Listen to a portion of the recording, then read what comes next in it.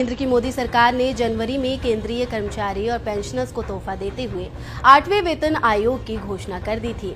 अब इसके लिए आयोग के गठन की तैयारी जोरों पर है। उम्मीद की जा रही है कि केंद्र सरकार जल्द ही 8वां वेतन आयोग को गठित कर सकती है। ऐसे में उम्मीद जताई जा रही है कि सरकार जल्द ही सीपीसी के लिए नामों का ऐलान भी कर सकती है। इसके साथ ही अभी भी उम्मीद की जा रही है कि सरकार 8वें वेतन आयोग की गठन की सिफारिश 2026 से लागू कर सकती है। ऐसे में अब एक सवाल खूब चर्चे में है कि 8वें वेतन आयोग के लागू होने के बाद कितनी बढ़ेगी सैलरी, किस फैक्टर के हिसाब से इस वेतन आयोग में सैलरी तय की जाएगी। आइए समझते हैं। 8वें वेतन आयोग को लेकर प्रतिष्ठित इन्वेस्टमेंट बैंक गोल्डमैन सैक्स की एक बड़ी रिपोर्ट सामने आई है। गोल्डमैन सैक्स अपनी रिपोर्ट में केंद्रीय सरकार की ओर से 8वें वेतन आयोग के गठन को लेकर रकम के आवंटन के ध्यान में रखते हुए केंद्रीय कर्मचारियों के सैलरी और पेंशनर्स के पेंशन में हाइक को लेकर 3 संभावित सिनेरियो का जिक्र किया है। पहली संभावना के मुताबिक अगर सरकार 8वें वेतन आयोग को लागू करने के लिए 1.75 लाख करोड़ रुपए का बजट रखती है और इसका 50% वेतन और पेंशन बढ़ोतरी के लिए इस्तेमाल करती है, तो औसत सैलरी में 14,600 प्रति महीने की बढ़ोतरी हो सकती है। जबकि 2 लाख करोड़ रुपए आवंटित होने पर वेतन में औसत 16,700 प्रति महीने और 2.25 लाख करोड़ रुपए के आवंटन पर कर्मचारी की सैलरी में औसतन 18,800 प्रति महीने की सैलरी में बढ़ोतरी हो सकती है। ऐसी उम्मीद की जा रही है कि तमाम सवालों के आधार पर फिटमेंट फैक्टर 2.86% हो सकता है। जेसीएम स्टाफ ने अपनी सलाह में कहा कि 7वें वेतन आयोग के दौरान फिटमेंट फैक्टर 2.87% रहा था। ऐसे में इस बार इससे कम नहीं होना चाहिए। सभी के लिए एक बराबर फिटमेंट फैक्टर अपनाया जाए। आपको बता दें कि 7वें वेतन आयोग के दौरान लेवल 1 के लिए 2.57% फिटमेंट फैक्टर रहा था, लेवल 2 के लिए 2.56%, लेवल 3 के लिए 2.67%, लेवल 4 के लिए 2.72% फिटमेंट फैक्टर रहा था। उच्च स्तर पर 7वें वेतन आयोग के लिए फिटमेंट फैक्टर 2.81% रहा था। आपको बता दें कि अधिक पे ग्रेड पर अधिक सैलरी कर्मचारी को मिलेगी। वहीं आपको जानकारी दें कि 8वें वेतन आयोग से केंद्र सरकार के लगभग 50 लाख कर्मचारी और करीब 65 लाख पेंशन धारकों को फायदा होगा। इससे पहले 7वें वेतन आयोग का गठन साल 2016 में किया गया था और इसकी अवधि 2026 में खत्म हो रही है। 7वें वेतन आयोग के तहत केंद्र सरकार ने वेतन और पेंशन वृद्धि के लिए 1.02 लाख करोड़ खर्च किए थे। गोल्डमैन सैक्स रिपोर्ट के मुताबिक केंद्र सरकार के कर्मचारी की औसत मासिक सैलरी में 8वें वेतन आयोग के लागू होने के बाद 14,000 से 19,000 रुपए प्रति महीने तक की बढ़ोतरी हो सकती है। बताया जा रहा है कि केंद्र सरकार और कर्मचारियों के बीच विवादों को सुलझाने वाले नेशनल काउंसिल ज्वाइंट कंसल्टिव मशीनरी ने 2.57 या उससे अधिक की फिटमेंट फैक्टर की मांग की है। पहले 2.86 फिटमेंट फैक्टर की मांग की गई थी। हालांकि भारत के पूर्व वित्त सचिव सुभाष गर्ग ने अपने एक इंटरव्यू के दौरान इसे चांद मांगने जैसा यानी कि नामुमकिन बताया था। सुभाष गर्ग के मुताबिक फिटमेंट फैक्टर 1.92 के आसपास हो सकता है। अगर 1.92 का फिटमेंट फैक्टर लागू होता है तो केंद्रीय कर्मचारियों और पेंशन भोगियों को 92% हाइक का फायदा मिल सकता है। एक आंकड़े के मुताबिक फिटमेंट फैक्टर 1.92% रहने पर मिनिमम सैलरी 18,000 से बढ़कर 34,650 रुपए और पेंशन 9,000 रुपए से बढ़कर 17,280 रुपए हो जाएगी। आपको बता दें कि 8वें वेतन आयोग लागू होने से सरकारी खर्च में भारी बढ़ोतरी हो सकती है और इसका भार भारतीय अर्थव्यवस्था पर भी पड़ेगा। इसके प्रभाव को ध्यान में रखते हुए सरकार किसी भी अंतिम निर्णय से पहले व्यापक समीक्षा करेगी। केंद्र के 1 करोड़ से ज्यादा केंद्रीय कर्मचारी और पेंशनर्स के लिए अच्छी खबर है। केंद्र की मोदी सरकार ने जनवरी में केंद्रीय कर्मचारी और पेंशनर्स को तोहफा देते हुए 8वें वेतन आयोग की घोषणा कर दी थी। अब इसके लिए आयोग के गठन की तैयारी जोरों पर है। उम्मीद की जा रही है कि केंद्र सरकार जल्द ही 8वां वेतन आयोग को गठित कर सकती है। ऐसे में उम्मीद जताई जा रही है कि सरकार जल्द ही सीपीसी के लिए नामों का ऐलान भी कर सकती है।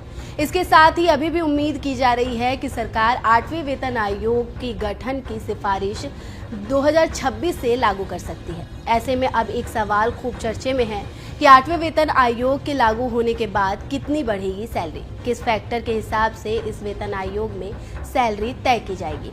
आइए समझते हैं। 8वें वेतन आयोग को लेकर प्रतिष्ठित इन्वेस्टमेंट बैंक गोल्डमैन सैक्स की एक बड़ी रिपोर्ट सामने आई है। गोल्डमैन सैक्स अपनी रिपोर्ट में केंद्रीय सरकार की ओर से 8वें वेतन आयोग के गठन को लेकर रकम के आवंटन के ध्यान में रखते हुए केंद्रीय कर्मचारियों के सैलरी और पेंशनर्स के पेंशन में हाइक को लेकर 3 संभावित सिनेरियो का जिक्र किया है। पहली संभावना के मुताबिक अगर सरकार 8वें वेतन आयोग को लागू करने के लिए 1.75 लाख करोड़ रुपए का बजट रखती है और इसका 50% वेतन और पेंशन बढ़ोतरी के लिए इस्तेमाल करती है, तो औसत सैलरी में 14,600 प्रति महीने की बढ़ोतरी हो सकती है। जबकि 2 लाख करोड़ रुपए आवंटित होने पर वेतन में औसत 16,700 प्रति महीने और 2.25 लाख करोड़ रुपए के आवंटन पर कर्मचारी की सैलरी में औसतन 18,800 प्रति महीने की सैलरी में बढ़ोतरी हो सकती है। ऐसी उम्मीद की जा रही है कि तमाम सवालों के आधार पर फिटमेंट फैक्टर 2.86% हो सकता है। जेसीएम स्टाफ ने अपनी सलाह में कहा कि 7वें वेतन आयोग के दौरान फिटमेंट फैक्टर 2.87% रहा था। ऐसे में इस बार इससे कम नहीं होना चाहिए। सभी के लिए एक बराबर फिटमेंट फैक्टर अपनाया जाए। आपको बता दें कि 7वें वेतन आयोग के दौरान लेवल 1 के लिए 2.57% फिटमेंट फैक्टर रहा था, लेवल 2 के लिए 2.56%, लेवल 3 के लिए 2.67%, लेवल 4 के लिए 2.72% फिटमेंट फैक्टर रहा था। उच्च स्तर पर 7वें वेतन आयोग के लिए फिटमेंट फैक्टर 2.81% रहा था। आपको बता दें कि अधिक पे ग्रेड पर अधिक सैलरी कर्मचारी को मिलेगी। वहीं आपको जानकारी दें कि 8वें वेतन आयोग से केंद्र सरकार के लगभग 50 लाख कर्मचारी और करीब 65 लाख पेंशन धारकों को फायदा होगा। इससे पहले 7वें वेतन आयोग का गठन साल 2016 में किया गया था और इसकी अवधि 2026 में खत्म हो रही है। 7वें वेतन आयोग के तहत केंद्र सरकार ने वेतन और पेंशन वृद्धि के लिए 1.02 लाख करोड़ खर्च किए थे। गोल्डमैन सैक्स रिपोर्ट के मुताबिक केंद्र सरकार के कर्मचारी की औसत मासिक सैलरी में 8वें वेतन आयोग के लागू होने के बाद 14,000 से 19,000 रुपए प्रति महीने तक की बढ़ोतरी हो सकती है। बताया जा रहा है कि केंद्र सरकार और कर्मचारियों के बीच विवादों को सुलझाने वाले नेशनल काउंसिल ज्वाइंट कंसल्टिव मशीनरी ने 2.57 या उससे अधिक की फिटमेंट फैक्टर की मांग की है। पहले 2.86 फिटमेंट फैक्टर की मांग की गई थी। हालांकि भारत के पूर्व वित्त सचिव सुभाष गर्ग ने अपने एक इंटरव्यू के दौरान इसे चांद मांगने जैसा यानी कि नामुमकिन बताया था। सुभाष गर्ग के मुताबिक फिटमेंट फैक्टर 1.92 के आसपास हो सकता है। अगर 1.92 का फिटमेंट फैक्टर लागू होता है तो केंद्रीय कर्मचारियों और पेंशन भोगियों को 92% हाइक का फायदा मिल सकता है। एक आंकड़े के मुताबिक फिटमेंट फैक्टर 1.92% रहने पर मिनिमम सैलरी 18,000 से बढ़कर 34,650 रुपए और पेंशन 9,000 रुपए से बढ़कर 17,280 रुपए हो जाएगी। आपको बता दें कि 8वें वेतन आयोग लागू होने से सरकारी खर्च में भारी बढ़ोतरी हो सकती है और इसका भार भारतीय अर्थव्यवस्था पर भी पड़ेगा। इसके प्रभाव को ध्यान में रखते हुए सरकार किसी भी अंतिम निर्णय से पहले व्यापक समीक्षा करेगी। केंद्र के 1 करोड़ से ज्यादा केंद्रीय कर्मचारी और पेंशनर्स के लिए अच्छी खबर है। केंद्र की मोदी सरकार ने जनवरी में केंद्रीय कर्मचारी और पेंशनर्स को तोहफा देते हुए 8वें वेतन आयोग की घोषणा कर दी थी। अब इसके लिए आयोग के गठन की तैयारी जोरों पर है। उम्मीद की जा रही है कि केंद्र सरकार जल्द ही 8वां वेतन आयोग को गठित कर सकती है। ऐसे में उम्मीद जताई जा रही है कि सरकार जल्द ही सीपीसी के लिए नामों का ऐलान भी कर सकती है। इसके साथ ही अभी भी उम्मीद की जा रही है कि सरकार 8वें वेतन आयोग की गठन की सिफारिश 2026 से लागू कर सकती है। ऐसे में अब एक सवाल खूब चर्चे में है कि 8वें वेतन आयोग के लागू होने के बाद कितनी बढ़ेगी सैलरी, किस फैक्टर के हिसाब से इस वेतन आयोग में सैलरी तय की जाएगी। आइए समझते हैं। 8वें वेतन आयोग को लेकर प्रतिष्ठित इन्वेस्टमेंट बैंक गोल्डमैन सैक्स की एक बड़ी रिपोर्ट सामने आई है। गोल्डमैन सैक्स अपनी रिपोर्ट में केंद्रीय सरकार की ओर से 8वें वेतन आयोग के गठन को लेकर रकम के आवंटन के ध्यान में रखते हुए केंद्रीय कर्मचारियों के सैलरी और पेंशनर्स के पेंशन में हाइक को लेकर 3 संभावित सिनेरियो का जिक्र किया है। पहली संभावना के मुताबिक अगर सरकार 8वें वेतन आयोग को लागू करने के लिए 1.75 लाख करोड़ रुपए का बजट रखती है और इसका 50% वेतन और पेंशन बढ़ोतरी के लिए इस्तेमाल करती है, तो औसत सैलरी में 14,600 प्रति महीने की बढ़ोतरी हो सकती है। जबकि 2 लाख करोड़ रुपए आवंटित होने पर वेतन में औसत 700 प्रति महीने और 2.25 लाख करोड़ रुपए के आवंटन पर कर्मचारी की सैलरी में औसतन 18,800 प्रति महीने की सैलरी में बढ़ोतरी हो सकती है।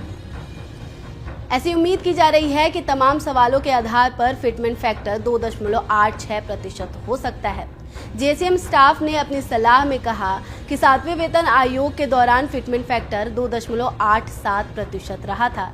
ऐसे में इस बार इससे कम नहीं होना चाहिए। सभी के लिए एक बराबर फिटमेंट फैक्टर अपनाया जाए। आपको बता दें कि 7वें वेतन आयोग के दौरान लेवल 1 के लिए 2.57% फिटमेंट फैक्टर रहा था, लेवल 2 के लिए 2.56%, लेवल 3 के लिए 2.67%, लेवल 4 के लिए 2.72% फिटमेंट फैक्टर रहा था। उच्च स्तर पर 7वें वेतन आयोग के लिए फिटमेंट फैक्टर 2.81% रहा था।